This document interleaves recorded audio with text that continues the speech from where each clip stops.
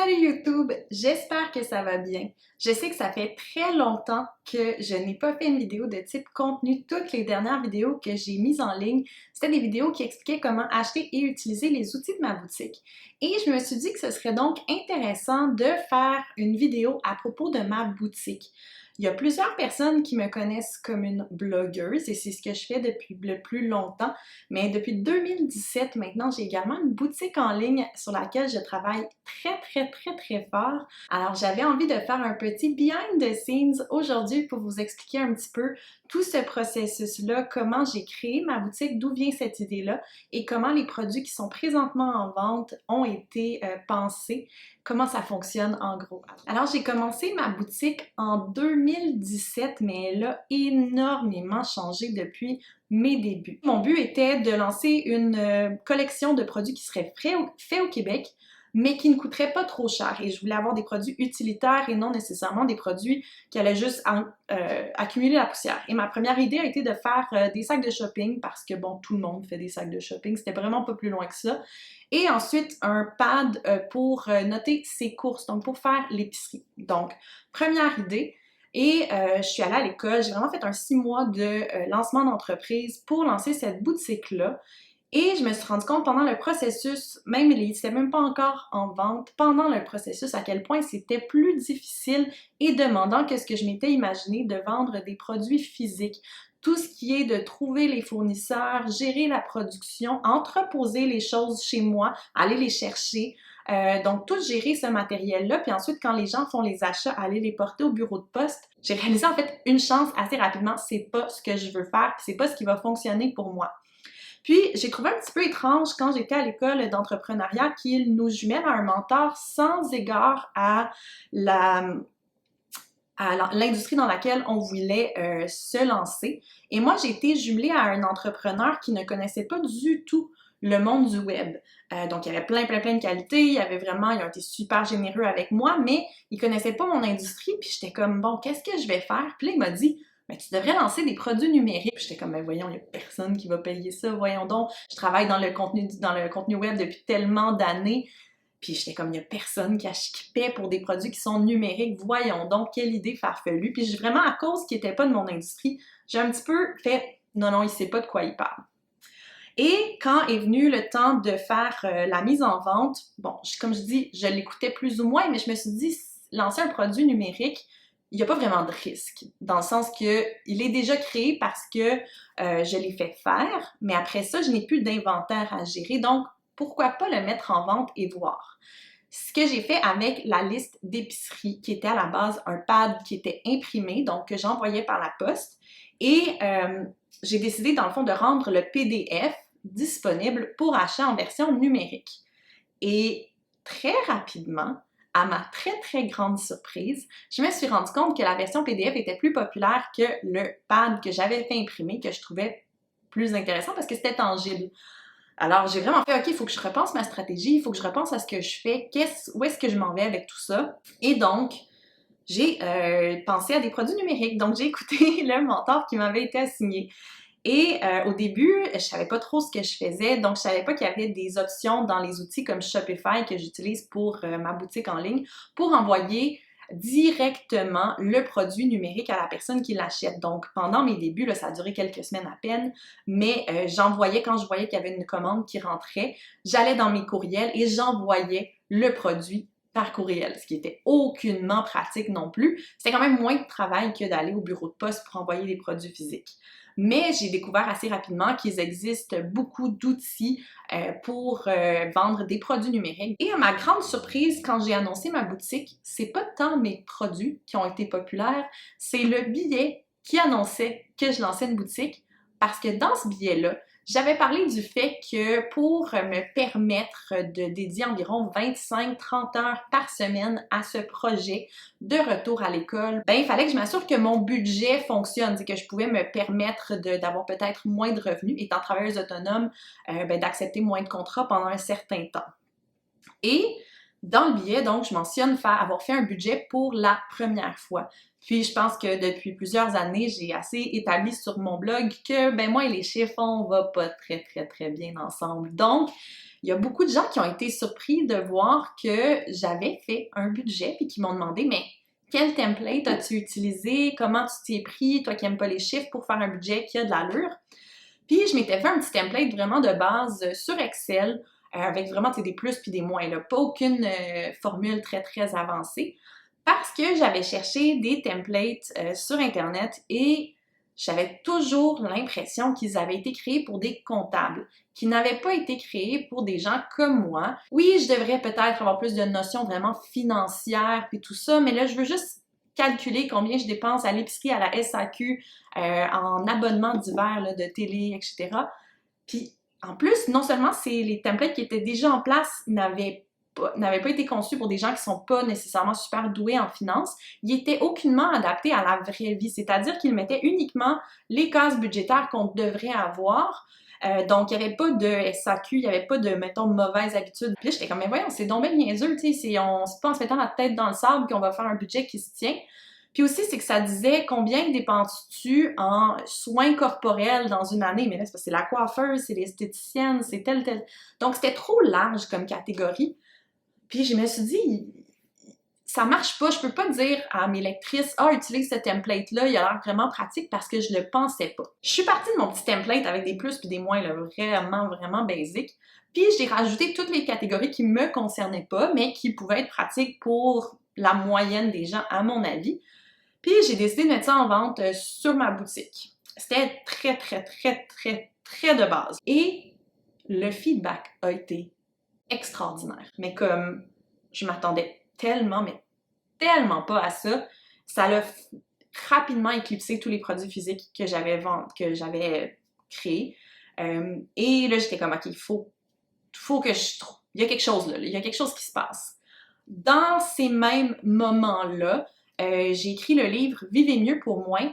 Et ce livre s'est inspiré donc de mon premier template budgétaire Excel.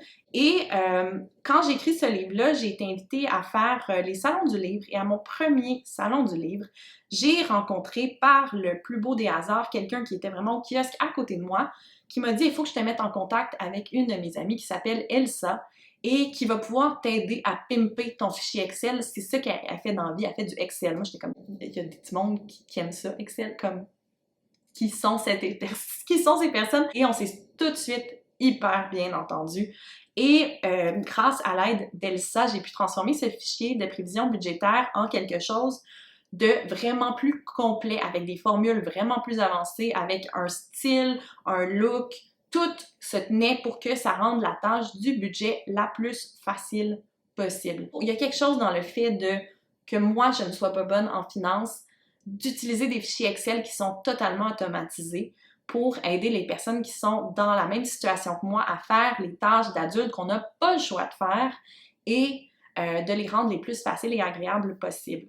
Donc, après le fichier de prévision budgétaire, j'ai aussi créé un fichier pour faire un budget de voyage. Moi, je crois qu'il y a pas mal tout le monde peut voyager, mais le truc, c'est qu'il faut faire des choix, il faut s'assurer de pouvoir se payer le voyage qu'on fait. Donc, c'est de pas dire « Ah, demain matin, je pars en Australie. » J'ai pas le budget en ce moment pour partir en Australie.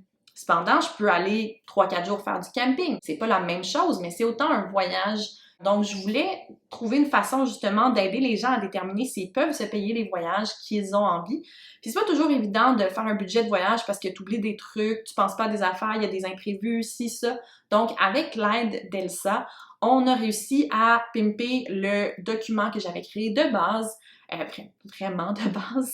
Donc là, encore une fois, ça s'est tellement bien déroulé. Et là, il y avait un autre outil que j'avais bâti moi-même pour mon propre besoin, qui était de noter toutes mes dépenses et mes entrées d'argent comme travailleuse autonome. Et Elsa vous le dirait que c'était assez basic, merci. Il y avait un code couleur, puis il y avait des boîtes, puis il y avait, tu sais, parce que je voulais que ce soit visuellement facile pour quelqu'un comme moi. Puis on s'est peut-être obstiné un petit peu sur comment qu'on fait un document Excel qui a du sens, mais avec l'aide d'Elsa, on a fait ce qui est aujourd'hui l'aide mémoire pour travailleuses autonomes, qui est devenu pour vrai là, un lifesaver pour tellement de personnes parce que c'est super simple à remplir, puis ça t'aide tellement que tu aies un comptable ou non à avoir toutes les informations au même endroit. Bref, on est parti avec ces quelques petits outils, puis là, on a vraiment commencé à brainstormer. Elsa m'a permis d'utiliser, avec quelques modifications, un outil qu'elle avait créé, qui est un outil de gestion du cash flow pour les gens qui ont vraiment besoin de regarder au day-to-day combien il y a d'argent dans leur compte, puis vraiment de faire des prédictions pour l'année complète. Donc, les gens qui sont vraiment à leur affaire. Donc, ça aussi, ça a été mis en vente sur la boutique. Puis, avec le nombre d'outils qui étaient en grandissant, je me suis mis à recevoir des courriels et des messages sur les médias sociaux de lectrices qui disaient « Ah mon Dieu, si seulement tu faisais un outil qui répondait à X, Y, Z besoin. » Puis au début, quand les demandes venaient, puis c'était pas vraiment une situation qui me touchait personnellement, j'étais comme « Ah, tu sais, ouais, c'est une bonne idée, j'espère que tu vas en trouver un, passe à un autre appel. » Puis là, un moment donné, j'ai remarqué que c'était les mêmes demandes qui revenaient, puis c'était des gens qui spécifiaient non, mais j'utilise déjà tes autres outils, puis j'aime à quel point ils sont faciles, ils sont simples. Je veux que ce soit toi qui le fasses. Je veux pas nécessairement trouver un autre. Puis j'ai peut-être l'air un petit peu full of myself de dire ça, là, mais c'était vraiment des gens qui avaient apprécié la simplicité puis la façon de faire de mes outils. Donc, je me suis dit, il y a encore une fois, il y a un filon là. Donc, tout s'est fait tellement organiquement. Et donc, c'est ainsi que que j'ai commencé à faire des outils. Un, pour faire un budget de déménagement qui va couvrir autant les gens qui habitent seuls en location, les colocations et les gens qui achètent. J'ai fait un outil pour les gens qui attendent un premier enfant. Ça, il y a beaucoup de gens dans mon entourage qui ont eu des enfants récemment, donc j'ai vraiment pu avoir du feedback de toutes les sources de dépenses qu'on oublie facilement, puis les aides monétaires du gouvernement aussi, avec des petits aides-mémoires à ajouter pour que les gens aient plus de facilité à faire ce genre de budget-là. Dans la même idée, j'en ai fait un pour les animaux domestiques parce que plusieurs personnes se procurent des animaux en se basant sur l'émotion et quand vient le temps de réaliser toutes les dépenses qu'il y a, ben c'est pour ça que parfois, malheureusement, il y a des abandons d'animaux parce qu'ils n'avaient pas réalisé toutes les dépenses qui venaient avec. J'en parle parce que j'invite les gens qui aiment ce que je fais à me dire c'est quoi vos besoins puis qu'est-ce que vous aimeriez que je crée. Puis je regarde toujours si ça existe déjà sur le marché, puis si ça existe déjà, j'essaie de le simplifier. Par exemple, l'outil plan de match, c'est quelque chose qui m'était souvent demandé, que comment avoir l'année financière au complet dans un document Excel, parce que oui, on peut utiliser les outils des banques qui sont souvent super pratiques, mais on est plusieurs à utiliser plusieurs banques, plusieurs cartes, donc les outils des banques sont parfois incomplets. Puis l'outil Cashflow, il était peut-être trop précis pour certaines personnes. Il y a des gens qui veulent plus avoir une vision d'ensemble. Donc, j'ai regardé, puis il y en avait tellement d'outils dans le genre plan de match sur le marché, mais ils étaient tellement tous trop complets, en fait. Souvent, ils donnaient autant des informations là, sur le pourcentage d'endettement, de ci, de ça, puis c'est parfait pour quelqu'un qui veut toute cette information-là, mais quelqu'un qui veut juste garder un œil sur ses dépenses, un peu voir les patterns, un peu voir les moyennes, on n'a pas besoin, puis aussi, c'est que ça peut devenir overwhelming, puis quand c'est overwhelming, ben tu le fais pas. Donc, j'ai décidé de bâtir mon propre outil. J'ai aussi créé, je viens tout juste de lancer un cahier budgétaire à imprimer. Donc, encore une fois, quand j'ai lancé Plan de match, je trouve ça dommage parce que je me rappelle plus du nom de la personne, mais vraiment une personne en particulier m'a dit « Ah, c'est exactement ce que je veux, mais Excel, pas capable. Moi, je veux quelque chose où je peux écrire. J'aime ça les cahiers, j'aime ça écrire à la main. » Et j'ai dit « Ah, ouais, on va garder ça comme idée. » Puis, à un moment donné, j'ai fait « Ok, là, c'est là, le besoin, il est là. Il y a plusieurs personnes qui m'en ont parlé. Donc, j'ai lancé ce cahier-là. Toujours, encore une fois, ce processus d'être à l'écoute de ce que les gens me demandent pour créer mes produits. Un autre truc que je trouve super cool avec les produits numériques, c'est que c'est possible de les mettre à jour hyper facilement. Puis c'est un petit peu ça que j'aime d'Internet en général, c'est que si je réalise qu'il y a une coquille, une équation qui ne fonctionne pas ou simplement que j'ai oublié une catégorie de dépenses ou une nouvelle catégorie de dépenses apparaît ou peu importe c'est quoi la raison, c'est super facile pour moi de faire une mise à jour. Puis moi, je l'envoie toujours gratuitement à toutes les personnes qui ont fait l'achat du produit avant. Donc, j'invite toujours les gens qui ont acheté mes produits à me dire « Hey, ça serait le fun si… » Puis c'est pas toujours réalisable dans un délai rapide. J'ai dans ma liste en ce moment des « ça serait le fun si » pour plusieurs de mes produits, mais j'essaie de m'asseoir au moins une fois par année et de voir comment je peux améliorer mes produits. Puis pour remercier les gens d'avoir pris le temps de m'envoyer ces demandes-là, ben j'envoie toujours les mises à jour. Donc, je trouve ça super le fun, le numérique, de pouvoir impliquer toutes les personnes qui ont déjà en main le produit, de pouvoir encore plus répondre à leurs besoins. Puis aussi, quand je crée un produit qui est la demande vraiment d'une lectrice, je m'assure de l'impliquer dans le processus. Donc, tu veux avoir un outil pour faire X, Y, Z action, voici ce que j'ai créé, est-ce que ça répond à ton besoin? Puis cette personne-là, dans le fond, reçoit gratuitement, parce que je lui envoie toujours gratuitement, l'outil de ses rêves parce qu'il est 100% personnalisé pour ses besoins, juste pour avoir eu l'idée. Donc, je pense que ça peut quand même être positif de me donner des idées dans ce sens-là. Puis après ça, ben, j'essaie de généraliser les choses pour que ça plaise à tout le monde. Mais cette personne-là est vraiment toujours impliquée dans le processus pour que ça réponde à ses besoins parce que c'est son idée. Je dirais que dans les produits desquels je suis plus fière, c'est probablement la trousse de départ pour futurs pigistes. Pendant les 2 dernières années, il y a tellement de gens qui se sont lancés à leur compte, puis j'ai reçu énormément de questions me demandant si je prévoyais faire du coaching, si j'avais des ressources. Puis les questions étaient pas mal toujours les mêmes. Alors, j'ai décidé de développer un kit d'outils. Donc, il y a autant de l'écrit, une vidéo, des feuilles d'exercice pour les personnes qui désirent se lancer à la pige, mais qui ont peur de le faire. Et tout ça est vendu dans le fond dans un kit numérique. Et ça, j'étais super contente parce que c'est vraiment le premier produit où je pense que j'avais 5 ou 6 personnes avec qui je travaillais vraiment de façon directe. Je faisais des entrevues avec elles. Je leur demandais leur feedback pendant la création, leurs questions. Puis après ça, je me suis assurée d'avoir leur approbation pour mettre le produit en vente. Là. Donc, c'était vraiment le premier, c'est un plus gros produit aussi, il y a plusieurs composantes à ce produit-là, mais c'était la première fois que je travaillais vraiment autant en collaboration avec des gens pour créer le produit de leur rêve. Puis dès que je l'ai terminé, il y a une des filles avec qui j'ai travaillé pour la conception qui m'a dit « Ok, c'était le coup de pied dans le derrière que j'avais besoin, c'est fait, j'ai lâché ma job, je me lance à la pige. » Puis j'étais comme « Oh my God! » C'était genre incroyable là, à quel point j'ai vu que ça pouvait aider, puis c'est super valorisant de recevoir ce genre de feedback-là. Pour terminer, je voulais parler un petit peu de l'année qui compte puis de l'abonnement, qui sont mes deux formules payantes, si on veut. L'abonnement, en fait, j'ai eu l'idée de lancer un Patreon quand Patreon n'était pas super connu au Québec. En fait, je pense qu'il y avait pas de blogueurs qui utilisaient Patreon au Québec, blogueurs ou créateurs de contenu, là, il y avait juste personne qui utilisait cette plateforme-là. Et quand j'étais en train de faire le setup de mon Patreon, ils ont eu une immense fuite de données, mais genre tous les résultats sur Google, quand tu cherchais c'est quoi Patreon, parce que bon, peu de gens au Québec savaient c'était quoi, c'était fuite de données, fuite de données, fuite de données, puis j'étais comme pas le bon moment. Et là, j'étais comme, je ne peux pas utiliser ce logiciel-là. Quand les gens vont chercher comment utiliser ce logiciel-là, tout ce qu'ils vont trouver, c'est une fuite de données. Donc, qu'est-ce que je fais? Et avec la formule d'abonnement, mon but avait toujours été de ne pas mettre un paywall sur ce que je fais déjà, mais bien d'offrir des extras. Donc, je me suis dit, mais pourquoi, vu que j'ai déjà des produits numériques, je vais juste aller avec la même idée, je vais juste utiliser Shopify, que j'utilise déjà, et je vais faire une mise en vente de ma formule d'abonnement contre des petits extras. Une des choses, selon le moment où je m'enligne cette vidéo, je ne sais pas si ça va être en ligne, une des choses que je travaille super fort, c'est super difficile techniquement, logistiquement, c'est d'ajouter un login maintenant sur le site pour les abonnés qui, idéalement, si tout va bien, leur permettra de voir le site web sans publicité. Là, ça, je sais que c'est la plus grande demande que j'ai d'avoir vraiment cet accès direct. L'abonnement donne un plus, ben, ça sera le site web sans pub. Mais à la base, c'était vraiment l'idée d'offrir des extras aux gens qui décident de me supporter financièrement, vraiment dans le même concept que Patreon. Et l'année qui compte, c'est né de l'envie d'aller plus loin.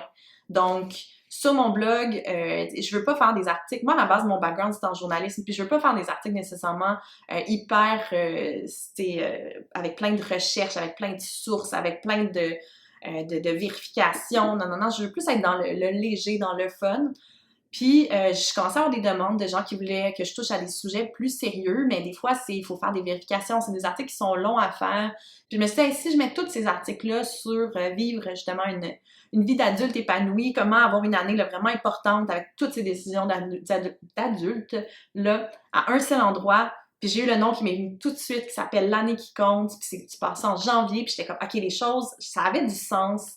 Puis là, les gens étaient comme, oh my God, oui, c'est vraiment nice, mais là, il faudrait que tu touches à tel sujet, parce que là, si tu touches à tel sujet, ben là, on a des questions là-dessus. Il faudrait faire ça, Puis j'ai eu plein de feedback. Et donc, ça m'a permis d'avoir un programme, ça, c'est derrière un paywall, où je peux aller vraiment plus en profondeur, où je peux faire des entrevues avec des experts, où je peux mettre des articles avec vraiment des sources un peu plus lourdes, puis des ressources à consulter pour continuer. Parce que moi, je sauvegarde souvent des liens vers des articles, vers des ci, vers des ça, puis j'ai beau les partager sur Facebook, un moment donné, c'est perdu. Alors, de les avoir à un seul endroit, puis de pouvoir dire aux gens, là, c'est comme votre bibliothèque de liens à cet endroit-là, allez-y, retournez-y. Je trouvais que c'était vraiment, vraiment cool. Donc, c'est un produit dont je suis vraiment très, très fière et qui revient donc à chaque début d'année. Puis ça, c'est vraiment un choix conscient que j'ai fait de dire ça, si tu veux le faire, tu le fais en même temps que tout le monde. Bref, je pense que ça fait le tour de tout ce que j'ai sur ma boutique. J'espère que vous avez trouvé ça intéressant. Moi, je trouve ça toujours... je dois avouer que j'aime beaucoup parler de ma boutique. J'adore travailler sur ma boutique. Je passe beaucoup de temps sur ma boutique. C'est vraiment quelque chose que j'aime faire. Puis justement, puisque les gens me connaissent surtout comme blogueuse, ben j'essaie de mettre de l'avant que j'ai une boutique sur laquelle je travaille très, très, très, très fort. Et c'est ça, je veux m'assurer que les gens la connaissent parce que je pense honnêtement que mes produits peuvent répondre à des besoins qui sont existants. Puis j'ai fait un effort conscient pour que les prix soient abordables et justement avec les mises à jour, ben, que ce soit continuellement pratique, peu importe c'est quand que vous faites l'achat des produits. Alors, ben merci d'avoir regardé la vidéo. J'espère que ça vous a plu. Si c'est le cas, je vous invite à me laisser un petit thumbs up, à vous abonner à la chaîne si ce n'est pas déjà fait. Puis je vous dis à la prochaine!